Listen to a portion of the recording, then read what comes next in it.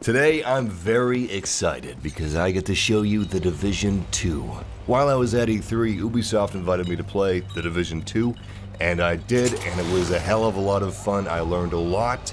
So not only am I going to be showing you the gameplay, but I'm also going to be telling you a lot about The Division 2 itself. Now, since the sound design is so incredible, I will be giving you some no commentary gameplay towards the end of this video, but there's a lot that's changed from The Division 1, and there's a lot of new mechanics and new features that I'm really excited to talk about. And whether you're a new player to the series or a returning veteran, I think we can all agree The Division 2 is sounding pretty good. Anyway, I've tried to gather as much information as I possibly could, but it's really concise, so I'm going to quickly go over just about everything that we know about The Division 2, just about everything that the developers would actually tell me about the game. We'll start with the two most important questions. Yes, you can still close car doors. And no, we don't know what happened to Faye's leg. The first thing I want to talk about is the world. It's supposed to be unlike anything before it. The Division 2 is set in Washington, D.C., and it's a 1:1 representation of the real city. So it's supposed to be an exceedingly authentic map. Unlike the first game, The Division 2 is supposed to have incredibly varied environments to play within. They're talking landmarks, natural landscapes, neighborhoods, enemy hideouts. Obviously, this is a huge change from New York of The Division 1. You don't have these enormous skyscrapers boxing you into streets like giant corridors. Instead, you do have city elements in The Division 2 in Washington, but you also have neighborhoods. And that's what I'm possibly most excited about with the map, is just having the gameplay of The Division, but in a far more diverse and engaging environment. We don't have any information on the Dark Zone, however. I really want to see what it looks like. We do have pictures of the wall. In fact, I think this over here that you see in my gameplay, I think that is part of the wall of the Dark Zone. But the question is that the inside or the outside of the wall? Maybe the entire map of DC is inside of the Dark Zone. It's all Dark Zone. Probably not. Grass deformation is a thing. There seems to be a nice physicality to the environments and the junk and trash and cover that's laying around. Like this fairly lightweight thin metal on the plane that actually bounces when an agent jumps on top of it. Which is a small detail, but it's really important because it lends authenticity to the game world itself instead of just feeling like static polygons. Perhaps most importantly, the open world is supposed to be dynamic. A dynamic open world is an interesting open world. Civilians can actually take over control points on their own, and they can lose them as well because they actually have to maintain those control points. So you should be seeing a lot of dynamic things happening throughout the open world, such as civilians actually fighting back and trying to retake DC. Before I go over the super juicy endgame details that we have, such as the fact that 8-player raids are in the game, I want to talk about general gameplay. Generally, the gameplay felt great. The shooting was really tight. I didn't want to stop playing. Honestly, I wish that I had more time, hands-on time with the game, because I was having a lot of fun, but it just went by in a flash. But yeah, the shooting was great in The Division 1, and it's great in The Division 2, albeit improved. And I'm glad that they didn't deviate too much on some of the core things that The Division 1 did really well, such as movement. It's familiar, it's smoother, the animations are better, but it is familiar, so it was like slipping on your favorite jacket. Just fit right. Now, I played as the Survivalist, which is one of the new specializations, but more on that later. So I had the Explosive Crossbow, which is just as cool as it sounds. You could stick people with the bolts and turn them into walking bombs. You could stick the bolts in front of them, anticipate where they're going to go. As for some of the new skills, like the Assault Drone, which is an unmanned drone that's basically like a mobile floating guns platform that can attack enemies, of course. You've got the chem launcher that you can use to shoot different chemicals that disperse upon impact. The different effects could be explosive vapor, corrosive acid, or nanobots that repair. The Wasp Hive, the offensive version of the Hive tool, launches small drones to devastate targets within a certain area, and the drones specifically target the weak points of enemies. So if you're dealing with a heavy that has multiple layers of armor, that's gonna come in handy. The Seeker Mine locks onto the closest enemy target in range and rolls along the ground in their direction, and it detonates when it gets close. Obviously, those are just a few of the skills that'll be in the final game. Weapon information and comparison is greatly expanded compared to The Division 1. There will be new co-op activities in the game, clans will be a thing. There's a base of operations in the game, of course. Isaac is back and he's still voiced by Brandon Keener. Agents have an armor bar. The armor bar first has to be depleted until you take health damage. Enemies are more layered than ever before with a larger emphasis on weak points, not only allowing you to deal a lot of damage, but also break through their armor. To make shooting and combat more intuitive and dynamic, they've lowered the time to kill for players, but also for NPCs. This is part of their initiative to make enemies not feel like bullet sponges, and it works well because it just, I don't know, it felt right, and it definitely felt like a marked improvement over enemies in the Division 1, from the time that I played anyway. In addition, NPCs have better reactions, better animations, and weak points that reward precise shooting. Layers of armor and weak points for enemies that are supposed to be much beefier and harder to take down it's a great solution for the bullet sponge problem because it encourages strategy and it encourages team play and planning, and it's way more satisfying. When I was speaking with a developer about the combat, he said that bullets can actually potentially pass through multiple enemies, depending on circumstance, of course. Sometimes bullets even have the potential to pass through an enemy and hit a weak point, which is pretty cool. And it seems like some of the weapons, especially some of the weapons that the enemies have, are kind of unique, like the foam gun. The foam gun launches foam at an agent's legs and cements them in place, and their teammates have to shoot their legs to get them free because they have to shoot the foam away. It's very aggravating, but in a good way. The Division 2 is supposed to have best in its class, best in its genre, endgame. The developers took an endgame first approach to development of the Division 2. Once you complete the campaign of the Division 2, that's when you can start going into intense PvP and PvE engagements. That's when you can start to truly hone your character's skills into exactly what you want their playstyle to be. Basically, after you complete the main campaign, you won't be endlessly retreading what you've already played. Expect a lot of unique twists and surprises in the endgame. We also get a bunch of brand new progression systems, new challenges, and for the first time, raids. 8-player raids are coming to the Division 2, which is going to make a lot of people very, very happy.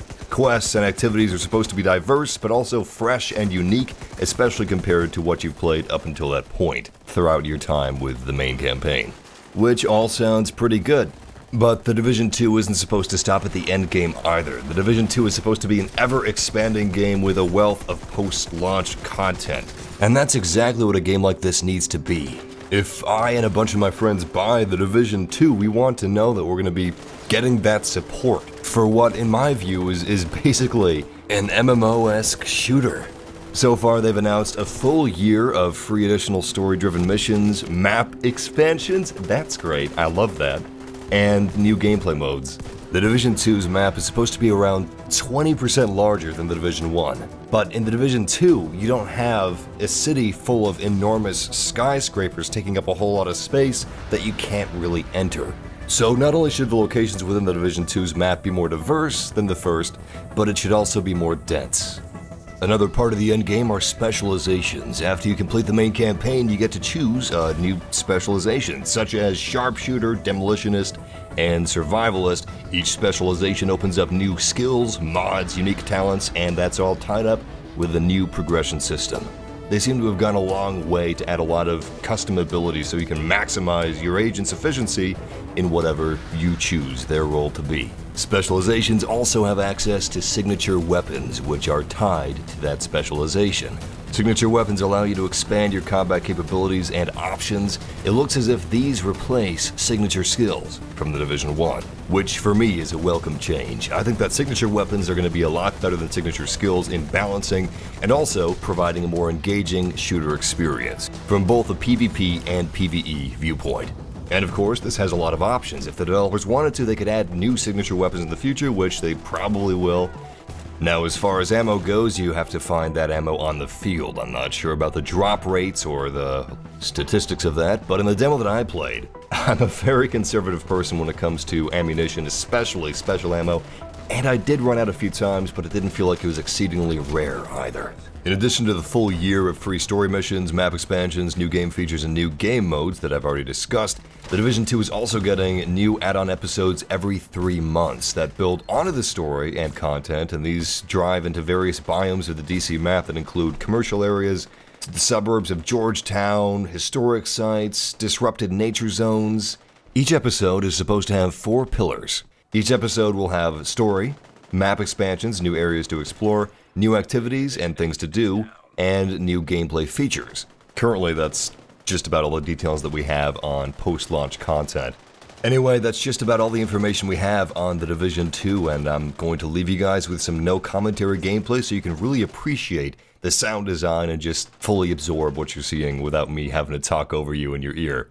But before that, I just want to say, if you haven't played The Division 1, you may not at first glance realize what makes The Division special, but it really is an incredible multiplayer and even solo experience shooter. With The Division 1, the developers did an incredible job improving the quality of life, balancing mechanics, refining gameplay, and just generally patching and updating the game and expanding it with content. They did such an incredible job that alone is one of the major reasons why I am so excited for The Division 2. If they could just keep that up, it's possible that it's going to be the best looter-shooter game out there. Anyway, thank you for watching, and if you enjoyed, like and subscribe for more content like this. But until next time, transmissions jammed, proximity coverage only.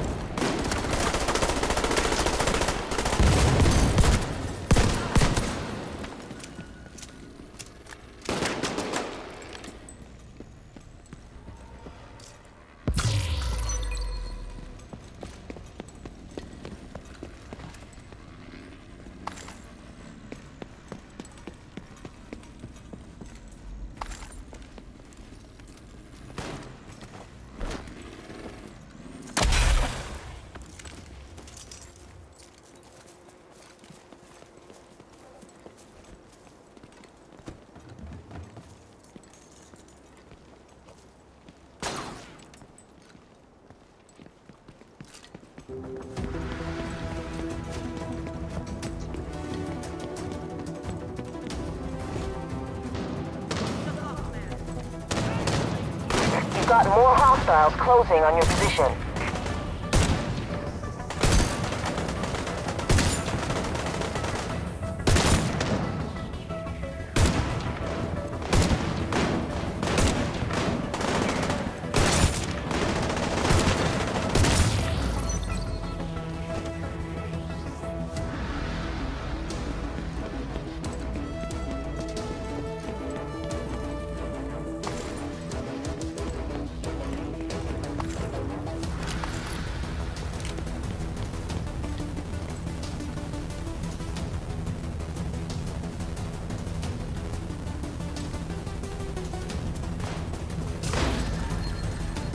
You're closing on the control point. I'm seeing multiple hostiles. Pick your spot and plan. You don't want to just rush into this.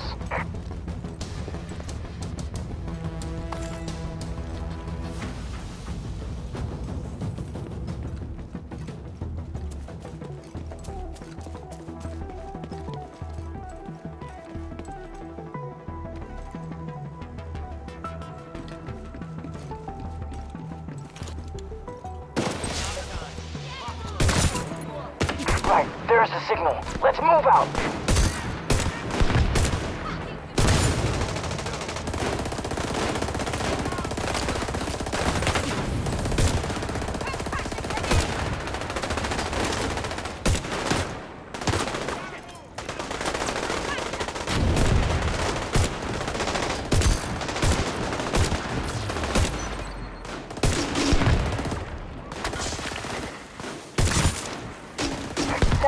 Reinforcements coming your way.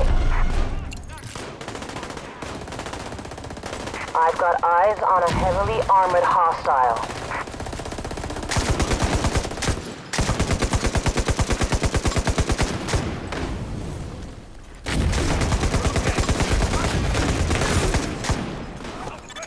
Vitals at critical levels.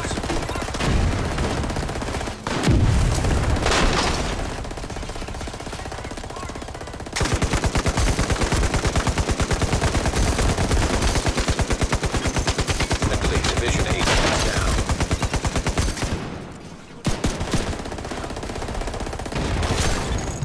Those are at dangerous levels.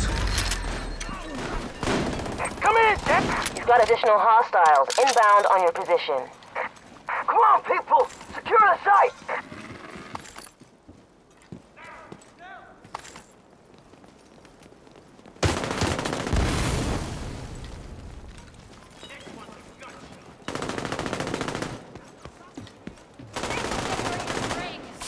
Right there.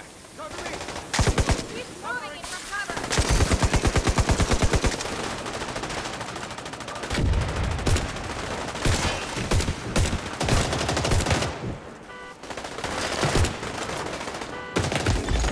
Vitals at critical levels.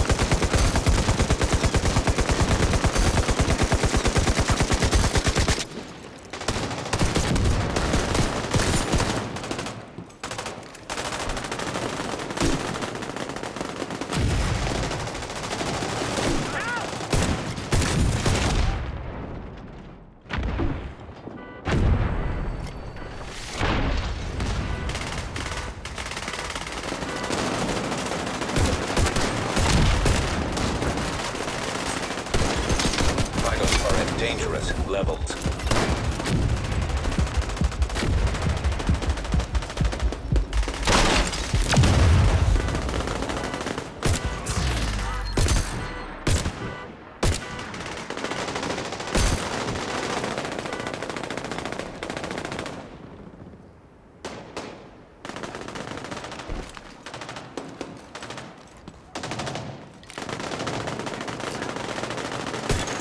Friendly division agent is down.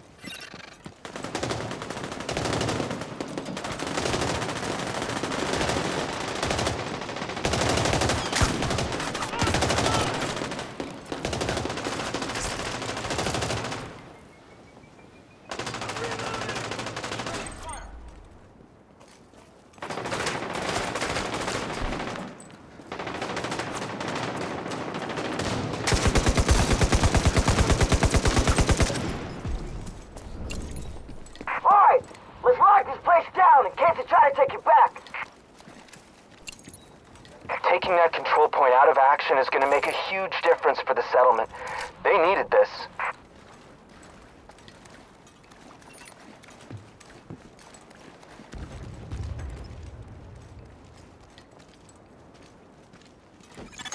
Toxic chemical residue detected.